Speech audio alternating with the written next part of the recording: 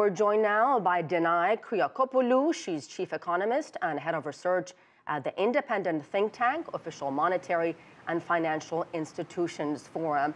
Danae, welcome to our program. Let me begin with this much anticipated meeting between Donald Trump and Vladimir Putin. It appears to be off. President Trump tweeted that he will not be meeting with the Russian president because of the events between the confrontation, I should say, between Ukraine and Russia. How will this play out at the G20?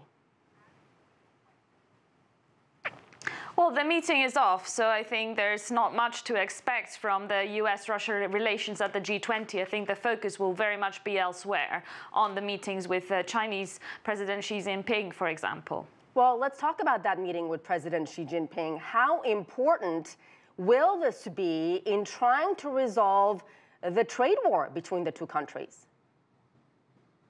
The relations between the US and China are at a very low point, and we've seen through Donald Trump's approach that personal relations are very important. So there is a high weight on the meeting between him and Xi. We've seen before that this has been helpful. I think there is a lot of weight on that meeting, and the expectations, however, are not for anything to come out of it. I think the US has placed very high demands on China in terms of opening itself up to competition to the US, and we're not likely to see any progress on that.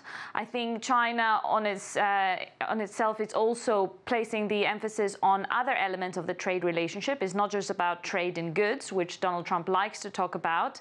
Of course, there is a high deficit in terms of the trades in goods, but at the same time, there is a high surplus in trades in services, and also there's a lot of Chinese students in the US, there's a lot of US companies in China. So I think there's other elements of the relationship, the economic relationship between the two countries, and of course the foreign investment as well. So focusing just on trade in some ways is misguided, and I think we're unlikely to see much progress there because the tensions are very escalated, and we may see a worsening of the relationship after the meeting between Trump and Xi. So no progress, in your opinion, on trade and tariff issues. So are there areas that you think there will be some consensus? I think the trade areas that we've seen so far, the trade tensions, the question is whether they escalate even further, because so far they've been concentrated in areas that don't matter as much to the economy. I think if they escalate and spread to further sectors, that is one concern. The other concern is whether they spread to other areas. I mentioned already investment and the screening of foreign investment from China. I think that's also quite important. And also whether they spread to affect more parts of the global economy as well through supply chains. I think China also holds.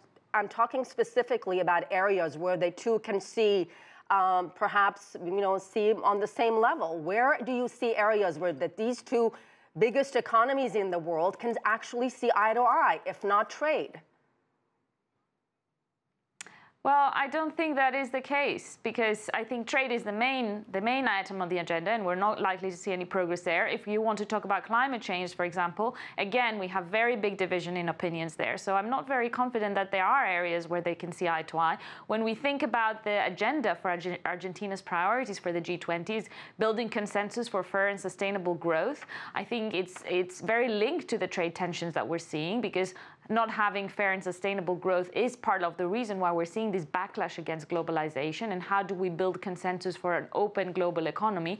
And again, there we're seeing very big differences from the US and from China. The US moving to a more bilateral approach in its trade relations and its other relations on security as well, whereas China coming up as the new leader to fill that vacuum of global leadership in terms of promoting a multilateral world. Let me quickly ask you about climate change, which will also be part of the discussions at the G20.